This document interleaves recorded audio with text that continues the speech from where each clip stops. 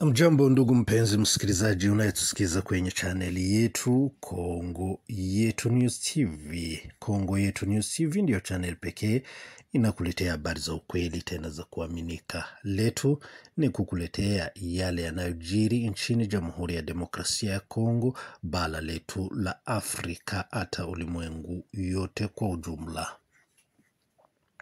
Lako ni rahisi, ni kujiandikisha kwenye channel hii ili tunapotoa habari uwe wa kwanza kuzipata, kuzisoma na kuzisikiza. Kujiandikisha unabonyeza button hilo la alama la kengele la lekundu limeandikwa subscribe ama sabone kwa Kifaransa. Baada ya hiyo usisahau kubonyeza alama la kengele ili tunapotoa habari uwe wa kwanza kuzipata, kuzisoma na kuzisikiza.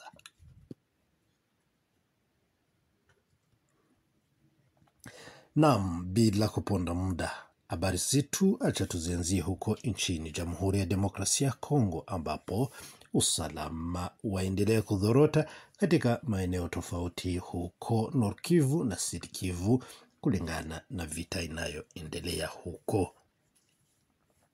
Leo hii ni tarehe 4 mwezi ni wa 4 mwaka ni wa 2025.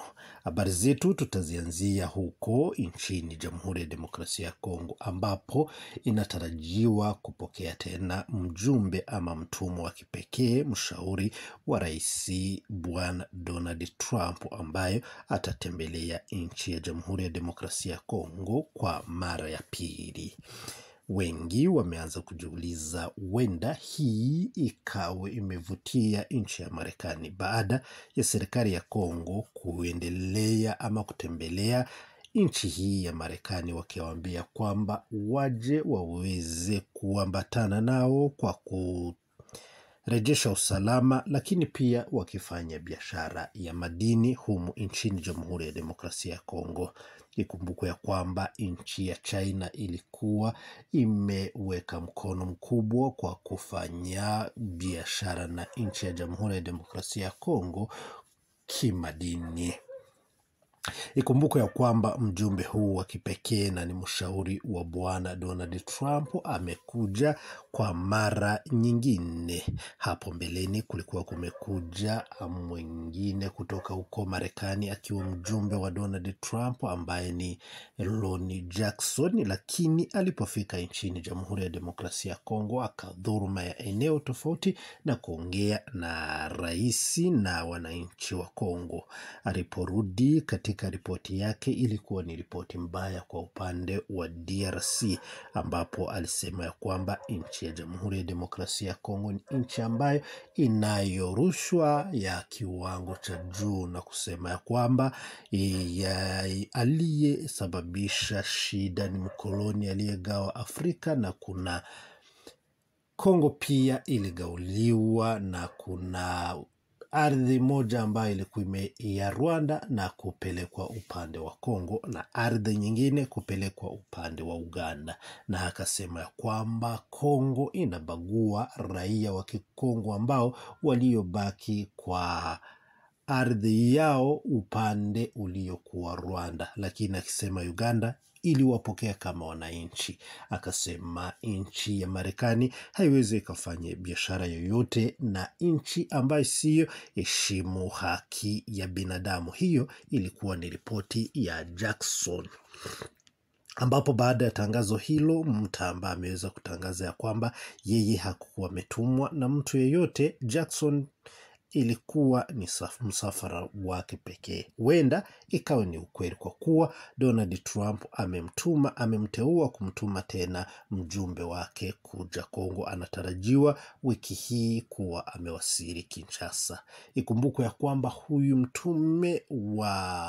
mjumbe wa Donald Trump ni mtu ambaye ni mfanya biashara na ni mwanasiasa wa hali ya juu. Anaelewa Afrika vizuri kibiashara kwa kuwa amewahi kufanya biashara yake nchini za Afrika kama Nigeria, ambapo alikuwa anafanya biashara ya kubeba mizigo na magari makubwa. Kwa hivyo anaielewa Afrika zaidi na ni mwanabiashara. Huenda ikawe ni deal inataka kuendelea kati ya nchi ya DRC pamoja na nchi ya Marekani ama uongozi wa Trump. Ikumbukwe ya kwamba Trump katika malengo yake ambapo amesema anataka kuiinua Marekani tena Great America ili iweze kuwa taifa kubwa ulimwengu, na kuiinua Marekani lazima iwe na pesa. Kwa hivyo wengi wanafikiria kwamba Trump naye anataka kuingia upande wa nchi ya Jamhuri ya Demokrasia ya Kongo ili waweze kuambatana wakifanya deal ya madini, lakini naye awasaidie kwa kuipiga ama kumaliza usalama mdogo unaopatikana huko nchini Jamhuri ya Demokrasia ya Kongo. Na anatarajiwa huyu mjumbe wa Donald Trump kuidhuru nchi ya Jamhuri ya Demokrasia ya Kongo. Pia atadhuru nchi kama Kenya, Rwanda, Uganda, akiendelea kuinua biashara katika nchi zao. Ikumbukwe ya kwamba Marekani inataka kurudisha ama kuichukua tena Afrika ili iweze kuendelesha biashara inazozipanga. Tukiwa bado huko nchini Jamhuri ya Demokrasia ya Kongo, Kinshasa, Rais Felix Antoine Tshisekedi atoa sheria ama aamuru kuwasamehe watu ambao walikuwa wamehukumiwa kifo. Katika hawa ambao wamepewa msamaha walikuwa wamehukumiwa kifo, 3 wao ni wa uraia wa Kimarekani ama wa uraia wa Amerika. Wengi wasema wenda hii ni mbinu moja ya nchi ya Jamhuri ya Demokrasia ya Kongo ili waweze kuonyesha serikali ya Amerika kama wako pamoja, ama kabla waendelee na maongezi waonyeshe ya kwamba wao wameanza hata kusamehe raia wao ambao walikuwa wamehukumiwa kifo. Ikumbuke ya kwamba Marekani haikukuwa imefurahishwa na hukumu hii ya kuhukumu kifo. Ikumbukwe ya kwamba katika hawa 3 ambao wa uraia wa Marekani ambao wameweza kupewa msamaha na Rais Felix Antoine Tshisekedi ili wasihukumiwe kifo, lakini wameweza kutolewa kifo na kufungwa maisha yao yote wakiwa kwenye jela. Hawa ikumbuke ya kwamba 3 hawa walishikwa katika ile iliyoitwa ni kujaribu kupindua serikali ya Bwana Felix Antoine Tshisekedi. Ilikuwa imeendeleshwa na Maraga Christian ambaye aliyeuawa hapo.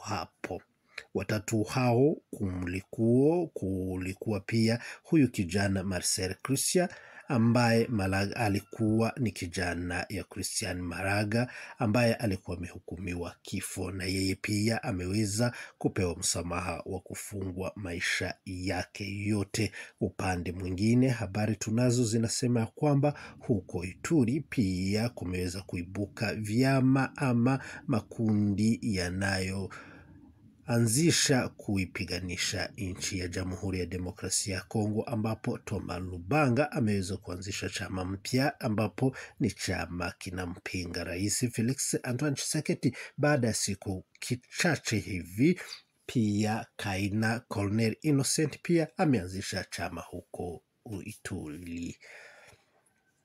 Katika habari zingine, jana huko Masisi kumeweza kuripotiwa mapambano huko na Biondo ambapo wazalendo walikuwa wameshambulia nchi ya Jamhuri ya Demokrasia ya Kongo. Kwingine Goma ni usalama, na huko Bukavu ni usalama na maeneo mengine isipokuwa Bukavu. Jana ndiyo kulikuwa mashambulizi ya wazalendo wakishambulia kundi la M23.